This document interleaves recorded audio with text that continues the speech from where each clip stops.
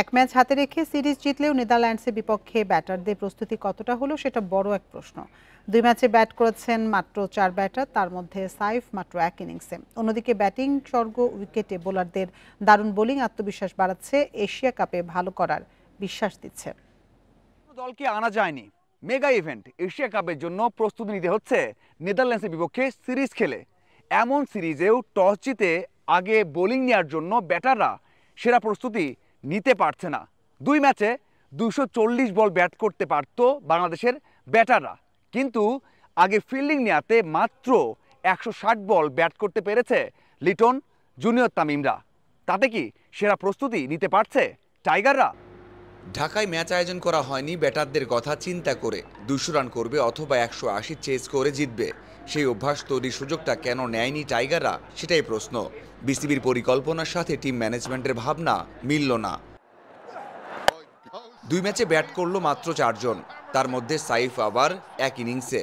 হৃদয়, জাকের, মাহেদী, শামীম, সোহান, Rishad bat ধরারই সুযোগ পেলেন না। উন্নতির জায়গা একটাই, আশাও সেখানে। টি-20তে পাওয়ার প্লে কাজে লাগাতে হবে, সেই কাজ ভালোভাবেই করছেন 2 ওপেনার। ইমন তামিমের বোঝাপড়া দারুণ হয়েছে, জুলিয়ান উডও শেখাচ্ছেন দারুণ কিছু। ব্যাটারদের যে শর্ট খেলার কনফিডেন্স, বোলারদের যে একটা ওভার খারাপ করার পর ফিরে আসা, ওভারঅল ফিল্ডিং, এতে বোঝা যাচ্ছে দলের আত্মবিশ্বাসটা বাড়ছে। ব্যাটারদের প্রস্তুতি নিয়ে অসন্তুষ্টি থাকলেও বোলারদের প্রস্তুতি দারুণ হচ্ছে। বেঞ্চে থাকা তারকারাও পারফর্ম করছেন। তাসকিন 2 ম্যাচেই দারুণ, নাসুম সুযোগ পেয়েই 3 উইকেট নিয়েছেন।